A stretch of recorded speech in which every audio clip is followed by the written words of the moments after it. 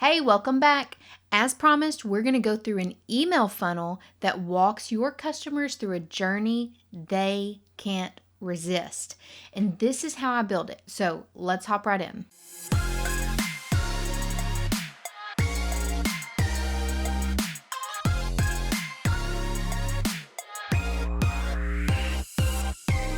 Okay, in this video, I'm going to walk you through the categories of emails that you should send following a opt-in. Now, last week we talked about how to build a 2-page lead magnet in Kajabi, and that just means the page they land on, they submit the form, and that form moves them to a next page where they capture that freebie, or you say thank you, check your email for a freebie, and then you send the freebie in the email. This is the sequence of emails that customer should get. Now, if you watch the last video, and I'll tag it right here, you know that we put a tag in that form. We embedded a tag so that Kajabi tells every single submission to go to that sequenced area of our email list. So we called it lead magnet. The tag was lead magnet. Using that tag, we're going to create a sequence of emails in Kajabi's marketing area, and those emails are going to drive your customer on a journey in knowing, liking, and trusting you, and then eventually buying from you. Okay, I want for a second you to think about walking into a party.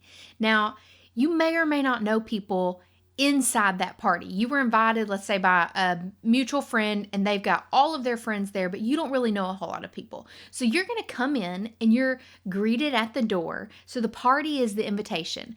The party represents your opt-in. So you invited this person to come over to your house. Hey, come on, I've got something cool going on over here. Here's the invitation, or here's the way to get to my house. So that's your opt-in. That's a freebie that you're giving your audience. Now, once that person gets to the party, how are you going to treat them? First things first, you're going to talk to that person in second person. You're not going to talk to them as a customer or use language like when my customers in a plural third party way. No, you're going to talk to them as if you're standing in front of them. And so every email, first and foremost, should be written as if you're speaking to one person. And I recommend using the personalized feature where it inserts their first name. That's a real simple add to make it more personal. But use that feature and then talk to them as if it's you and them standing across from each other. So into the first section, we're going to talk about introductions. So your introduction emails should be, I would recommend 1 to 3 emails. 1 is fine, especially if you gave them the freebie already, but 3 emails if maybe you didn't prompt them to that second page of your landing page sequence. If that second page didn't have the freebie on it, then I'd say 3 emails for this introduction section. So an introduction section of emails, an introduction portion of emails should include who you are, the type of people you serve, the type of obstacles they face, maybe some more information to get the most out of that freebie you gave them. How have other people used that freebie? What are the best practices you've seen for that freebie? And this is the equivalent of walking into the party and the host walking up and handing you hors d'oeuvres or a drink or saying, hey, come on over here. I think you really, really would like to meet this group of people. So introductions matter, and it makes a difference because you want to build the reputation as the expert in whatever your field is, but also lighten them up enough that they feel like they've been invited, that they want to be in the place that you've created. And before we get to the next section, if you want copy for emails that are already set up in this format, you can grab the link below. I've got copy. You just plug and play. You insert your information and then you can import those into Kajabi and build a sequence on the other end of an opt-in freebie. Second grouping of emails needs to be the get to know you. So become relatable to this person. You've already introduced yourself. You've already given them a freebie. You've maybe giving them a drink and hors d'oeuvres, or maybe testimonials about how other students or other customers of yours have used that freebie and that information and gotten results, kind of how to hack the results that they get out of the product or the piece of information you've given them. Moving on, get to know you. Let's relate. Let's sit down around the campfire and just talk for a minute. Maybe in this section, you have a story that really relates to where they're at. Have you been through a similar circumstance that you know they're facing? Have you been through a mindset issue that you know is coming right down the road, if not already at their doorstep? What is a relatable issue that you can talk about with them to further that know, like, trust factor and continue to build that relationship with that person? We want your customers to understand that you know and empathize with where they're coming from. So in this section, why don't you use another 1 to 3 emails to really build the relatability factor? And then this next section, common obstacles or maybe hesitations that they have.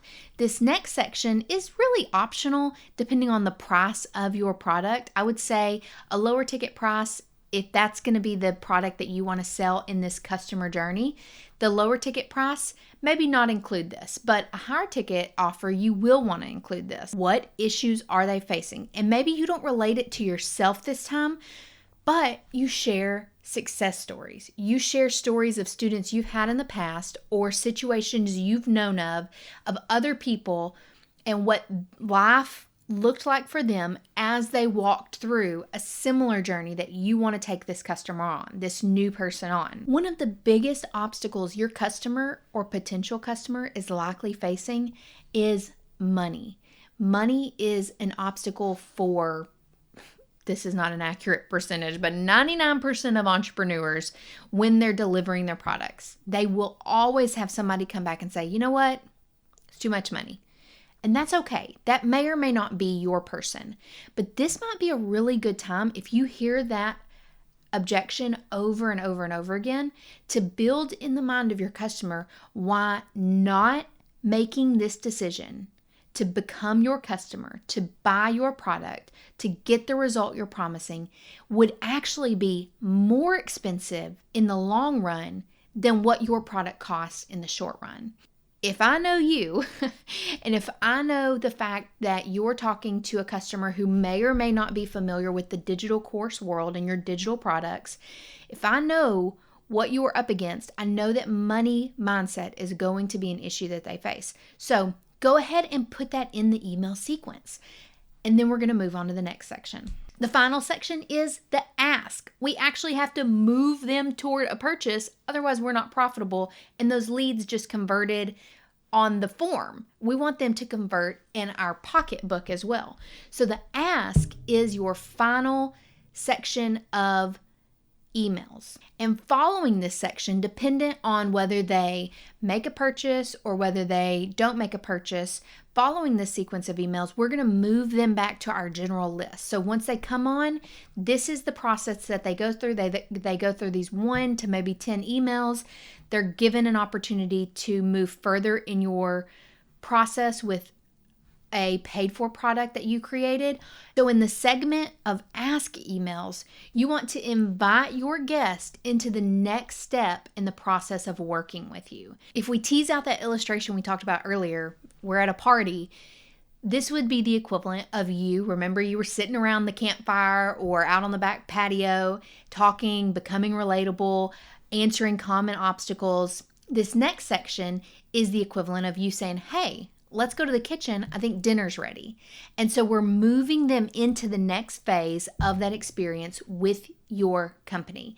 And the ask would be your invitation into whatever is next in that sequence, that customer journey that you want to take them on. So if your lead magnet spoke to losing 10 pounds, the next step in your customer journey might be a strategy call where they get on the phone with you and you really hash out what processes they need to follow individually over the next 6 weeks in order to lose an extra 5 on top of the 10 you promised with your freebie. So whatever the next step of your process is, this is where you would drop that invitation. You want it to be in a way that's personal, that's speaking to them in second person, that seems like they're the only person in that moment that you're talking to. And depending on what that invitation is, this segment of emails could be 1, 3, 5, 7 emails in order to walk them into this purchase. And all of this is included in my freebie that I give you with all of these videos. It's a 3-day workshop. It just walks through who your perfect customer is. Once you get that idea, you're going to be able to drag in more people because you are focused. You are hyper focused on one type of person. And what that actually does, when we focus down, it actually broadens our net and the opportunities made available to more people than trying to cast a lot of different nets and move our attention to a lot of different places.